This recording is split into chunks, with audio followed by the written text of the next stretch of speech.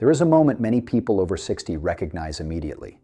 You go to stand up from a chair, the kitchen table, the couch, and for just a second the legs do not respond the way they used to. You push, you grip the armrest, and then you are up.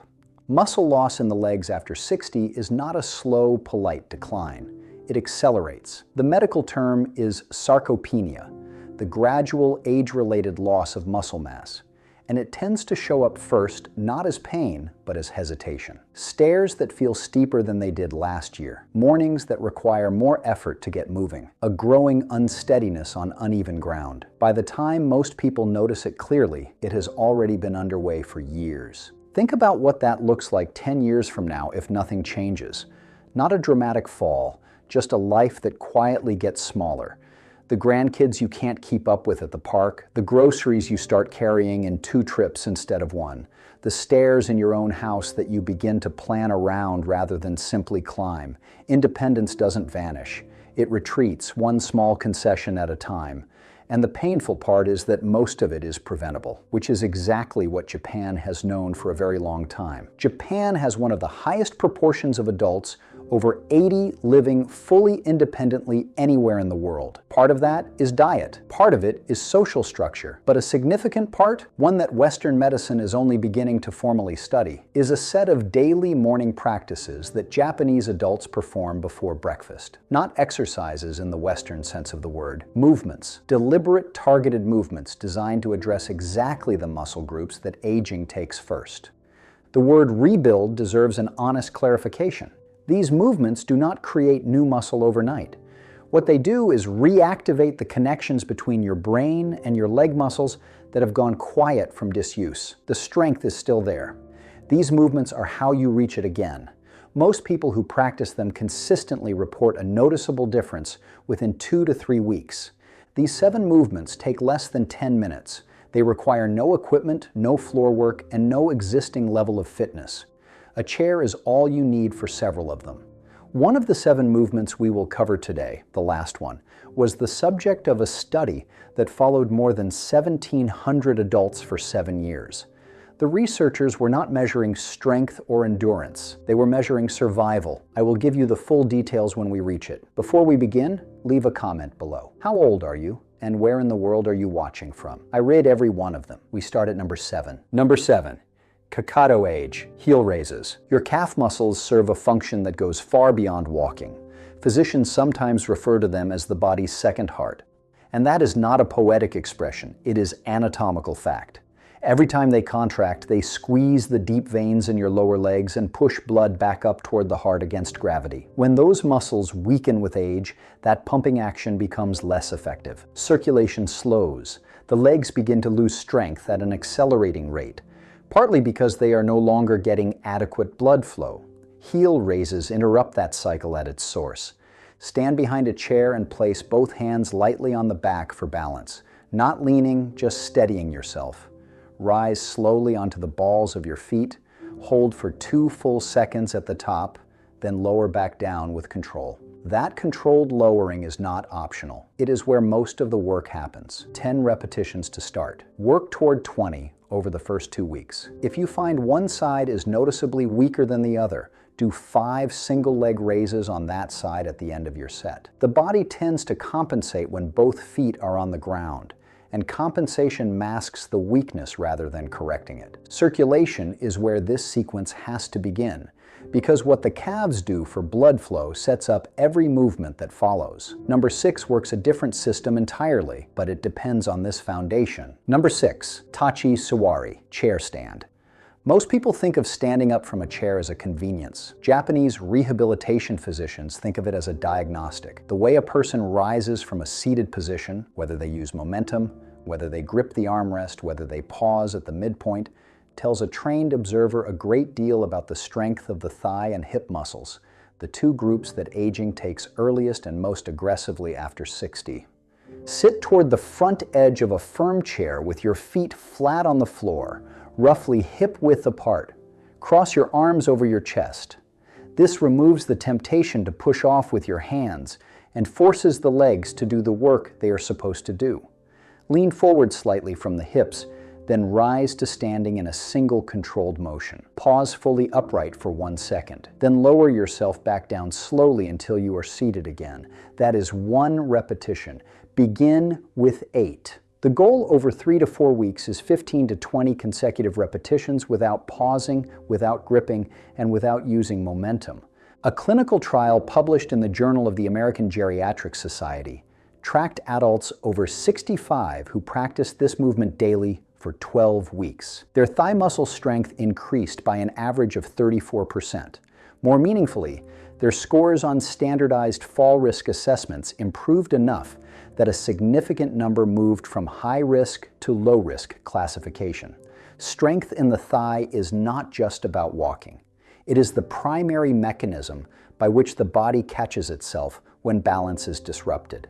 Tachi Suwari builds the front of the thigh. The movement that follows it addresses what lies beneath the hip, the deep stabilizers that most people never think about until they are gone. Number 5. Shiko, Sumo Stance Hold. Shiko is one of the oldest structured movements in Japanese physical culture.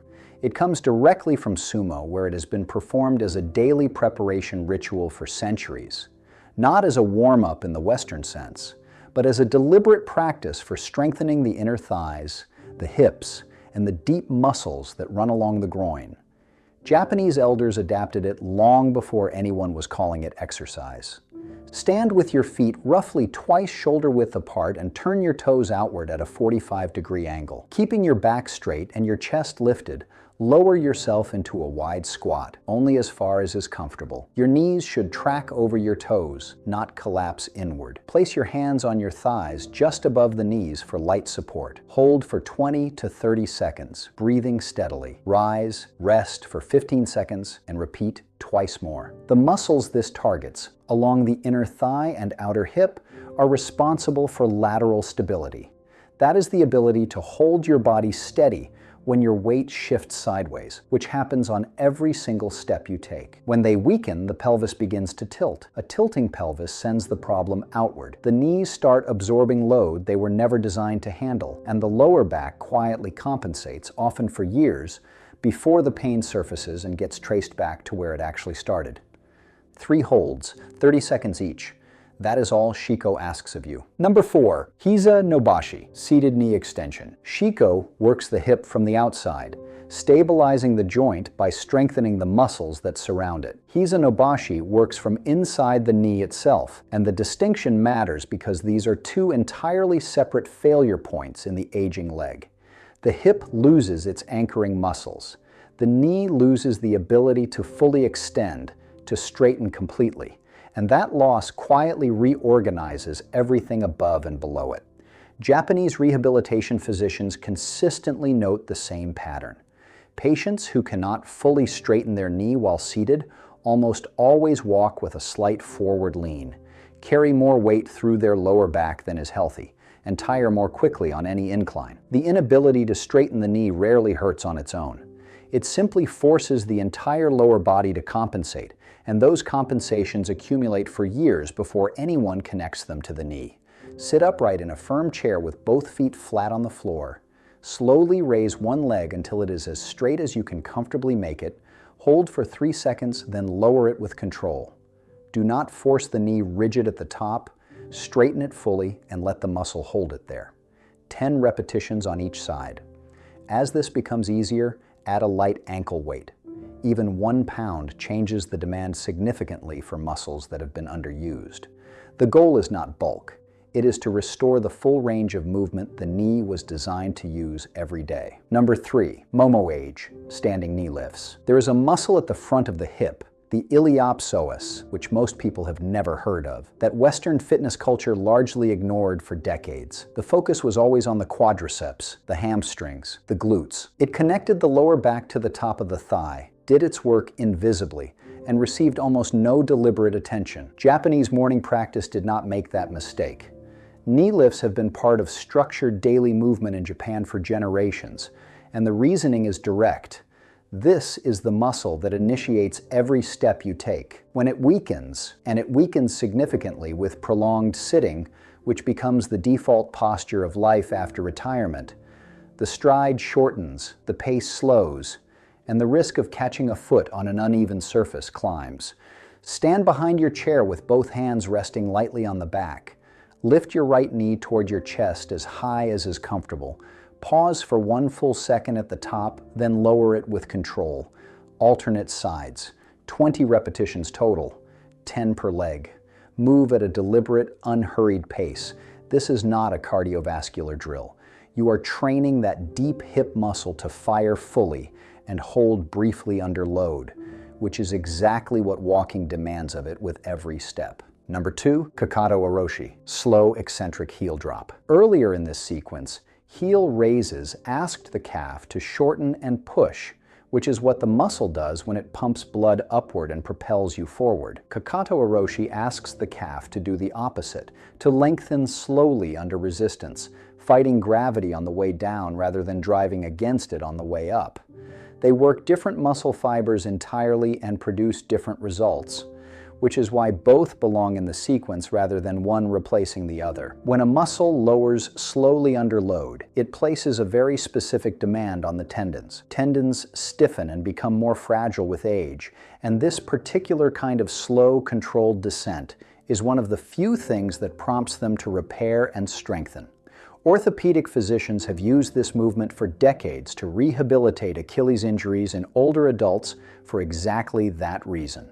Stand on a low step with both feet or simply on the floor behind your chair. Rise onto the balls of your feet, then shift your weight to 1 foot and lower that heel as slowly as you can. 4 to 5 seconds on the way down. Rise again on both feet and repeat on the other side. 8 to 10 repetitions per side. If you are lowering in 1 or 2 seconds, you are doing the heel raise you already completed. Slow it down until it feels genuinely effortful, and you will understand immediately why this earns its own place on the list. Number 1, Kata Ashi Dachi, single leg stand. At the beginning of this video, I told you that the final movement had been the subject of a study following more than 1,700 adults for 7 years, and that the researchers were not measuring strength. They were measuring survival. I recognize how that sounds. A balance exercise predicting who lives longer feels like the kind of dramatic claim that dissolves the moment you look closely at it. It does not dissolve, but understanding why requires understanding what single-leg balance actually measures. When you stand on one leg, your body is not simply testing whether your foot can hold your weight. It is running a full systems check. The ankle makes dozens of small adjustments per second. The muscles along the outer hip, the ones Shiko has been rebuilding, fire continuously to keep the pelvis level.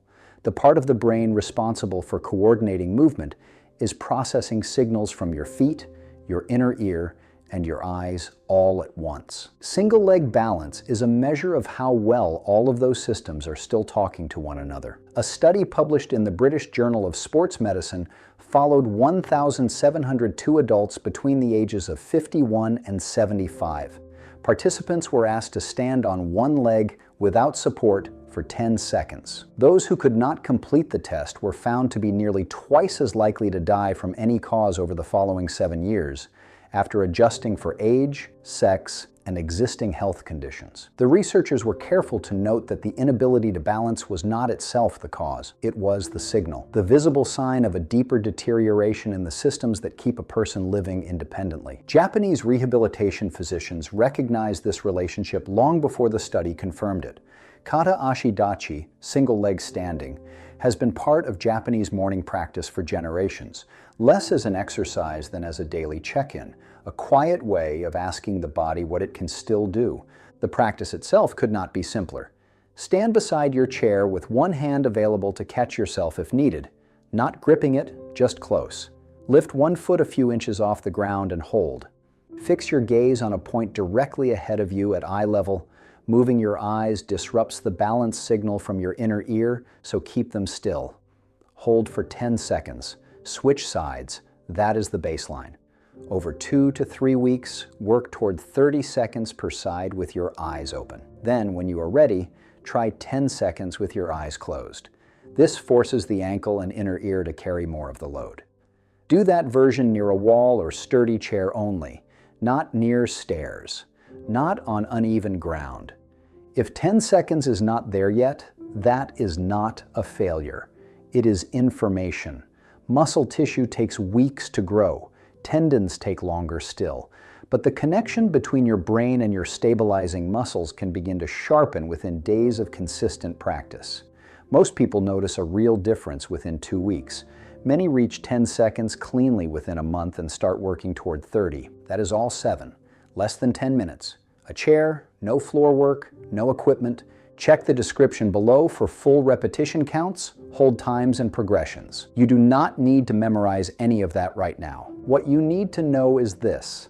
The decline most people accept as inevitable is largely a response to disuse, and disuse is reversible. 10 minutes before breakfast is a very small price for what that reversal protects. Leave a comment and tell me which of these 7 you are going to start with tomorrow morning. If someone in your life is struggling with weak legs or unsteady balance, share this with them. What it protects is not small at all.